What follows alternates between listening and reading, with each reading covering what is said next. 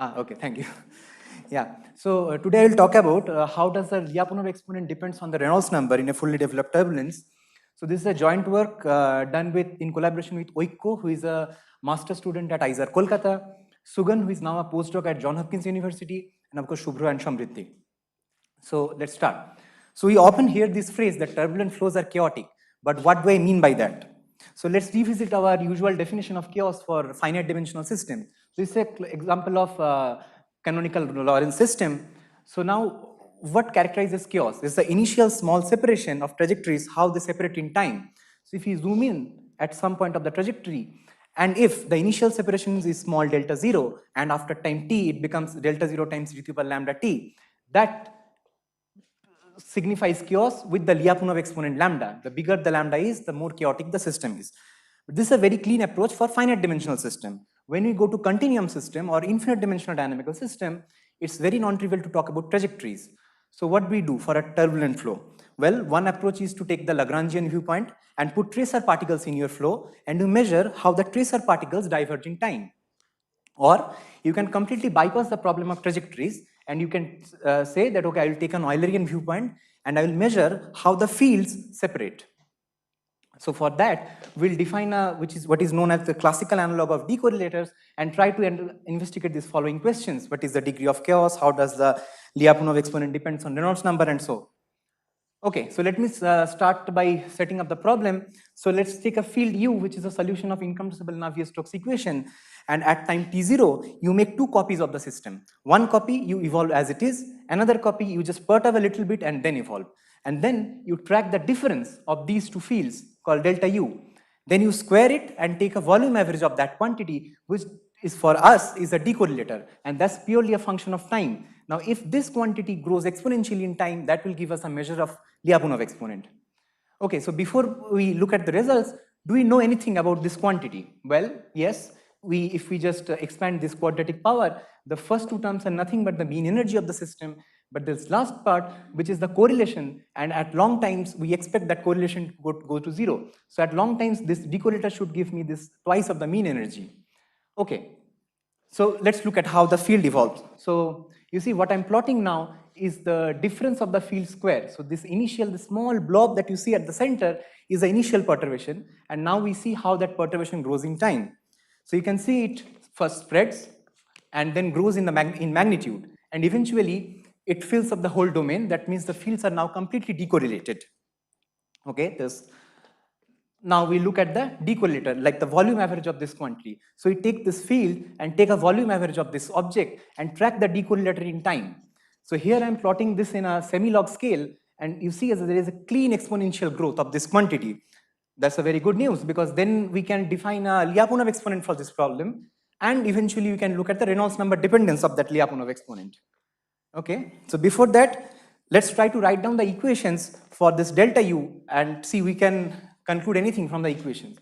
So after some messy algebra, you will get this very simple looking equation for this d phi dt, the time derivative of decorrelator. The first term is basically related to the strain rate tensor sandwiched between the perturbed velocity fields, and the second term is the analogous of the dissipation term. Third term you can ignore at short times because there is a small. Okay. Now, since we expect that this phi dot, the phi gives an exponential growth, so at short times, these terms divided by phi should give me a plateau, and that value of the plateau is precisely the Lyapunov exponent. So the first term gives you a positive Lyapunov exponent, the second term gives a negative Lyapunov exponent, and that's sort of intuitive because the second term involves dissipation or diffusion, which is a smoothing operator. So whatever perturbation you give, it will try to smoothen it out. That's why there is a negative contribution. But overall, there is a positive Lyapunov exponent. Okay, so now we are sort of convinced that there is an exponential growth, and now we look at the Reynolds number dependence. We'll run multiple simulations for different Reynolds number, and we do see a trend. Okay, but is there any prediction for how does the Lyapunov should scale as Reynolds number? Yes, there is, and it dates back to the ideas of Kolmogorov and Rahul that the dominant Lyapunov exponent should be related to the fastest time scale of the problem or the Kolmogorov time of the problem, which scale as square root of Reynolds. And does it match with our numerics? The answer is no. When you do numerics, we see not a square root Reynolds scaling, but Reynolds to the power 0.59 scaling. Well, so can we identify, understand this thing? We'll go back again to our old equation, and the most interesting term is the first term because second term contributes negatively. So we try to decompose this object in the eigenbasis of the strained red tensor.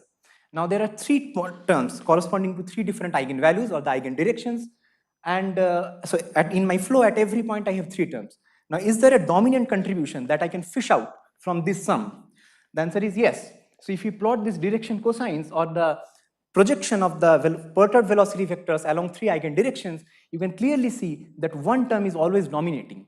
So it's good that from this thing we can separate out only one term which corresponds to the third eigenvalue of the strained red tensor or the compressional eigenvalue of the strained red tensor. Now, if this gamma 3 scales as Reynolds to the power 0.59, then our problem is solved. We can say, look, because the gamma 3 scales as Reynolds to the power 0.59, that's why the Lyapunov scales as Reynolds to the power 0.59. But is it the case? First we plot the mean of that gamma 3. It doesn't. It doesn't scale as Reynolds to the power 0.59. Rather, it scales with square root of Reynolds. Well, that's good and bad. Good because it matches with the Kolmogorov phenomenological idea, but not with our simulation. Okay, but whenever we talk about mean of a quantity, one should always look at the distribution, how spatially distributed these gamma 3s are or the compressional eigenvalues are. When you plot the distribution, we said, okay, they have a very nice distribution with exponential tails. So as you can see, the mean shifts with Reynolds number as well as the standard deviation also shifts with Reynolds number. So how does that standard deviation scales with Reynolds number? We plot that and add that the diamond markers, and not only it scales with Reynolds to the power 0.59, but the values are also suspiciously close to the numerically observed Lyapunov exponents. So the central take-home message of this study is the route to chaos in fully developed turbulence is in the compressional eigenvalue of the strained red tensor. If you look at the mean of that eigenvalue, you will get the mean field theory result or the Kolmogorov phenomenological result. If you look at the standard deviation of that eigenvalue, you will see the effect of turbulent fluctuation or the intermittent fluctuations. And the fact that the standard deviation has a stronger scaling than the mean, so in simulation you will always see this dominant scaling. So that's it. We sort of tried to pinpoint what is the mechanism of chaos, and we found that the central player of this game is the alignment, the preferential alignment of the perturbed velocity vectors along the compressional eigendirection, and it's really the fluctuation of that eigenvalue which governs the Lyapunov exponent or the chaos. Thank you. We now have the time for questions. Yes, I can hear you. Okay, I just want to know the first and the second eigenvalues to. Yes, so the third eigenvalue, which is the compressional eigenvalue, which is the negative one and the big one eigenvalue is positive and one eigenvalue is very small, which is close to 0. So the sum of the eigenvalues has to be 0 because of the incompressibility condition. No, I meant, you have the third eigenvalue Yes. as this. Yes, what about yes. the first one? The first one is not dominant. Here you can see from the direction. Even if it isn't, what does it How does it correspond scale? to? What does it correspond to? Okay, so for this particular study, Yeah. this term, the dominant contribution comes from this term. There are terms, other two terms, and they are not as dominant as these two, at this one. Okay. Yeah, but they are there. They're there. Yes, yeah. yes, of course. And you don't know the physical correspondence We don't to know. up there. Yeah. Okay, thanks. Any further questions? Yes. Yeah, I think it's interesting. Yes. The stretching direction Yeah. is what is the Lyapunov exponent? So it is consistent, right? Because No, it's a compressional direction. Oh, it's slightly non-intuitive because you see, it's a compressional direction, but it sandwiched between the perturbed fields. So although it's a compressional direction for the original field, but there are also perturbed fields sitting there. So it's not very intuitive. How do you interpret this compressional as the compression or not? the compression should be compensated by stretch equally, right? So 0.59 and the other one should be minus 0.59. Because sum is 0. Sum of the three exponent. No, but okay. So first of all, the mean is not 0.59.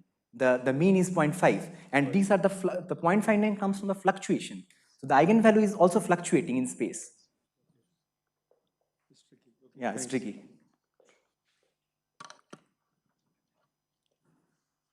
If there is no questions, let's thank speaker. Thank you.